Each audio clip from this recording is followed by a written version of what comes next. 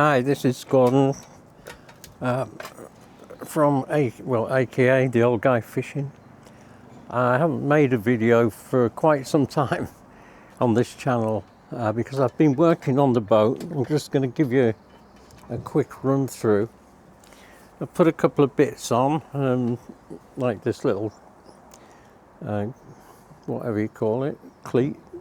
Put the bow cleat on. I've got this window opening, and I've put a couple of nice stainless steel hinges on. I put the windows in.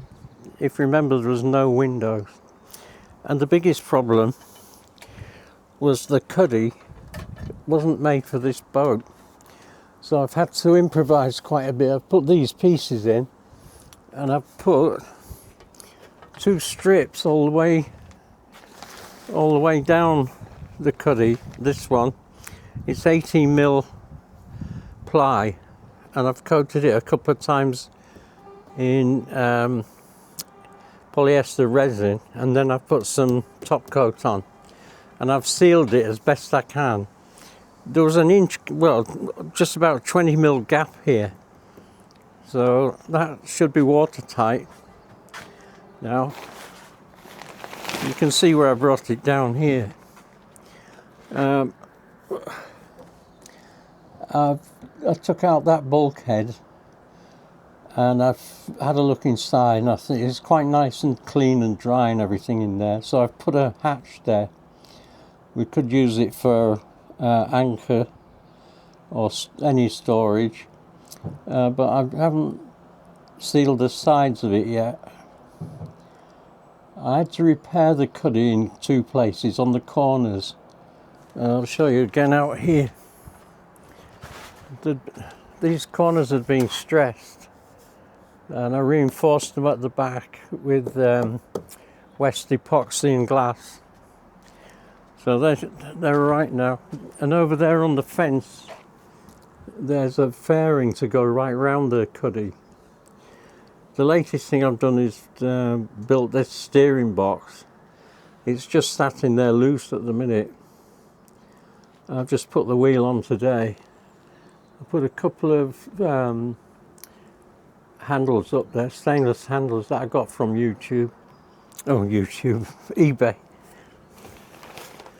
And we'll try and get it all sealed up. I've got the motor on.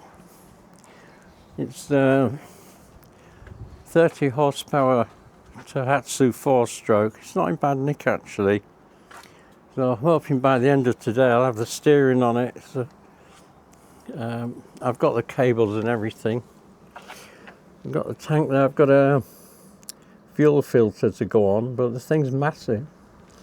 I'm not sure where I'm going to put that yet. It's a water separator and fuel filter. I think you need it just to be on the safe side. I've fitted in the controls over there for the motor with the electric start. It doesn't have tilt, so it's a manual tilt. And let's have a look. I've got a battery box down there, just a battery tray. I've got such a big battery, it's like 125 quid's worth, and I couldn't find a box for it. I managed to find a tray to fit it, so I'll have to cover it with something. I'm hoping to put it on there where it is under the seat, which with the steering gear should balance the weight a little bit, because the battery's really heavy. I think it's over 20 kilos. So I've got the fuel tank here, and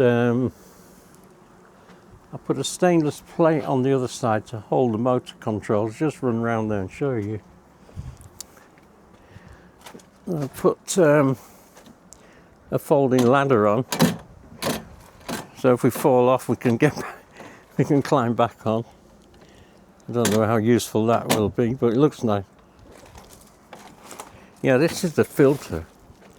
It's bloody massive. No doubt it's a good thing, but let me get it out the back. It's huge. ideally I wanted it here next to the motor. I might have to put maybe an upstand, but it'll be in the way of the steering cable. That's the problem. I think it's going to have to go there.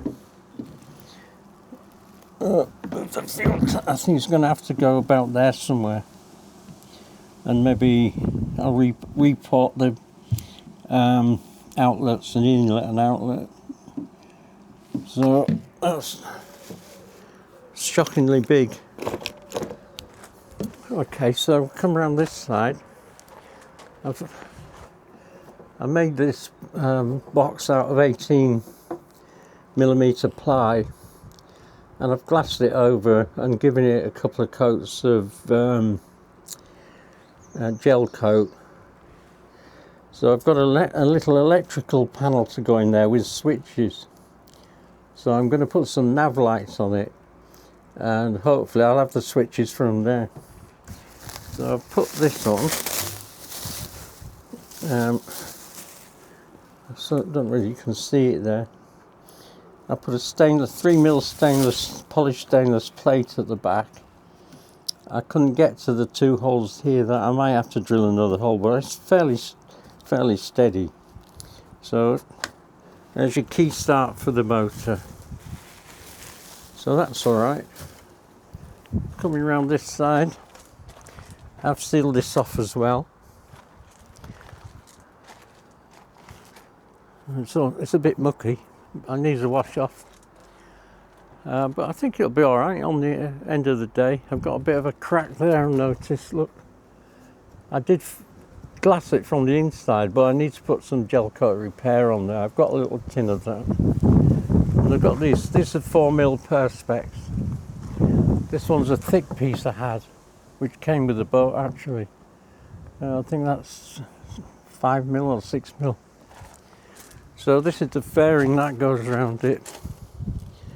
And that will go right around the cuddy and cover up all these screws. I bolted it down at the front, because I could get to the screws and screw them up. So if anybody wanted to take it off, they could just unbolt it here and undo the screws.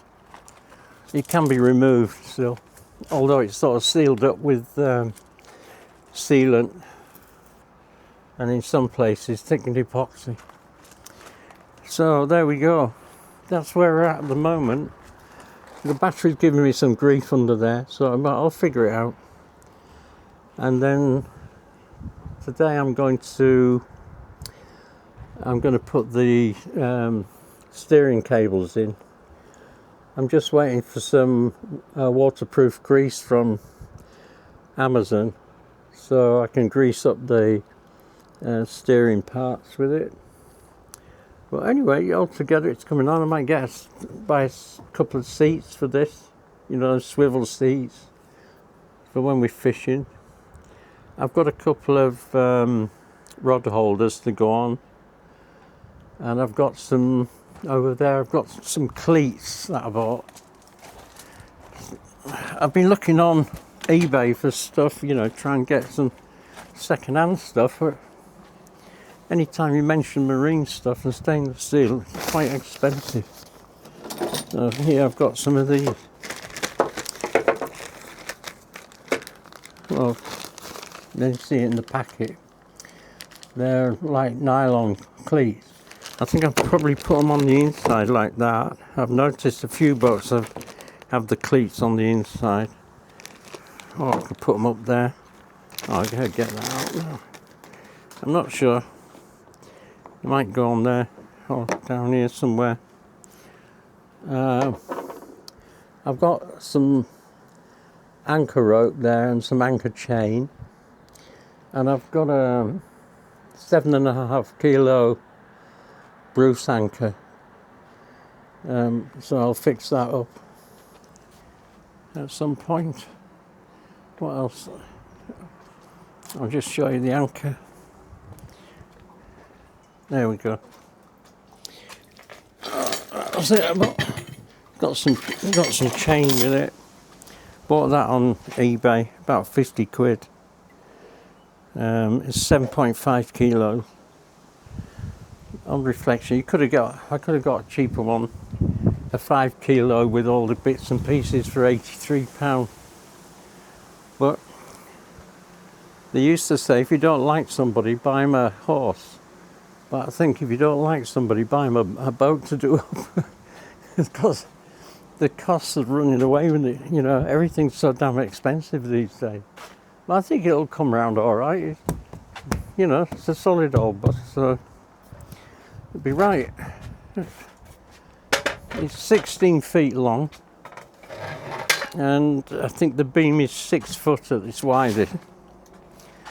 So it should be quite stable, I think. Should be fine. So maybe I've got to see the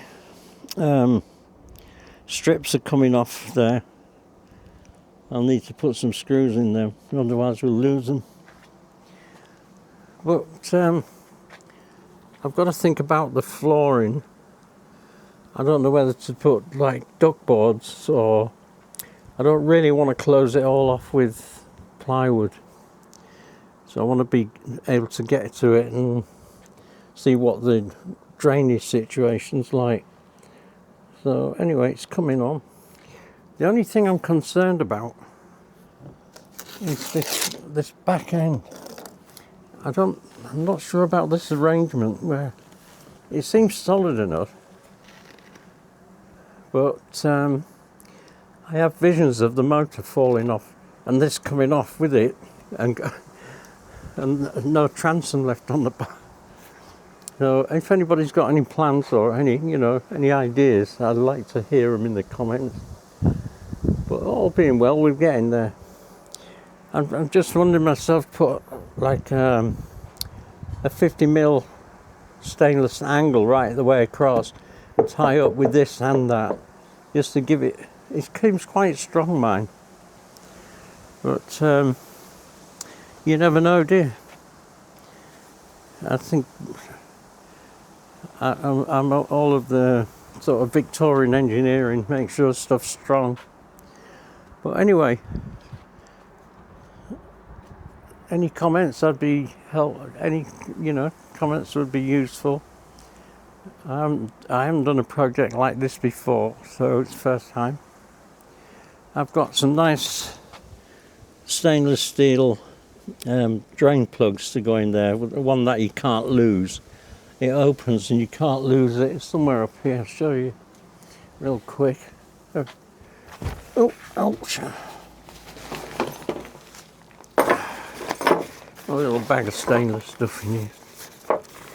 Bear with me for a minute. Yeah, I've got a couple of these. You can see it there. I think I've got one open. Yeah, they're coming. I had to buy two, unfortunately, but they look quite nice. Polished stainless, and then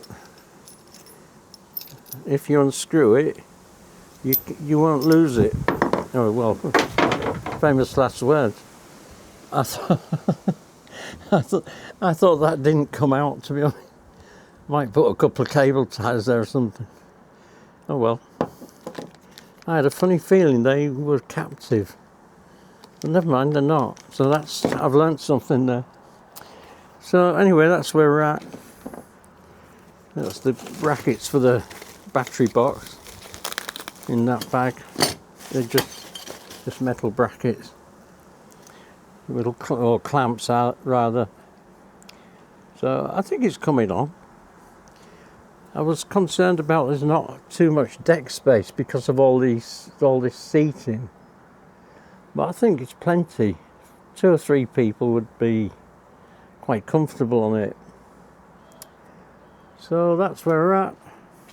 Just got one problem with the plugs missing out of there. It's under the hood, but I can't plug the plug directly into it because that doesn't fit. I'm just wondering if this was bought from a different motor, this controller. I'm going to have to do something with that. I don't know what.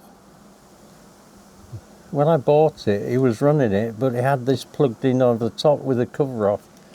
So I didn't notice at the time, but that is a problem because I can't just plug it. I don't really want to slot the top, but I might have to. So we'll see how that goes. The motor's 2005. It's in pretty good condition.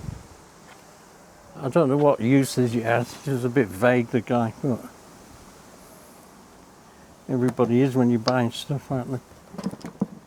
I'll take the top off real quick if I can. I'm struggling because I'm holding the camera at the same time. So you'll have to bear with me on that. So the motor looks in really nice condition actually. Electric start, new oil filter, so it's all been serviced. But this is the problem. This plug fits on there. I'd rather have it as a plug rather than, you know, wires. But I can't, that doesn't fit through there at all. This one. There's something missing there. I might take a picture and ask Cambridge outboards. They're pretty good. Yeah. I've got a new one of these, but it's alright, but I've got a new one just in case. Because it's been stood a while, I might renew this fuel piping as well. Once you leave fuel in them over winter, it's not good. You should winterize your fuel apparently. But anyway, I had to buy an engine crane to lift the bloody thing. It weighs 70 kilos. I got one from Machine Mart, which is quite useful. It's a folding engine crane. And I had to get my son to pave this so we could run the crane up to the car and get the motor out. So we've had some fun and games, but we're getting there. It's not looking too bad really. I think on reflection, I should have just bought 20 horsepower with a tiller, slammed it on the back and not had to do any of this extra work. But I think it'll benefit us in the end. It'll be all right. But this is concerning a bit, this transom bit. You know, if anybody's got any brilliant ideas, I'd love to hear it. So I think the motor's quite good condition. It's not the electric ignition. It's carburetted. It's not the, what is it, ERF I think they call it. So it's a carburetor model. So, but they're looking good nick, and the heads are looking good and everything. So quite happy with the motor, but it's just that problem with the plug. I don't have to get over that. So I want it, you know, I need to unplug it if I need to take it off. But yeah, I'll just there's a rabbit away there somewhere.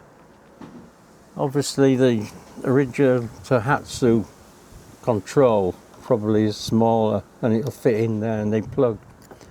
And I don't think that even fits through that hole, you know what I mean? Don't even think it goes through there. Anyway, that's one problem. So the next video I'll do, I'll run the motor. I've got some muffs there. So, ear muffs for water, or water muffs, whatever you call them. But generally I'm quite happy with it. I've heard this motor running, it does run nice and sweet. And I mean, if it is a bit big for the boat, I can always run it at half revs, you know. It doesn't have to kill itself, does it? So generally I'm happy. And I think that's about it for now. I just want to show you what I'm using for. I'll edit this out. Ooh.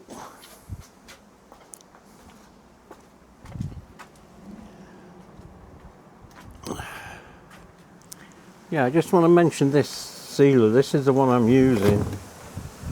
It's HA6 RTV silicone. It says marine grade automotive sealing, but I've used it.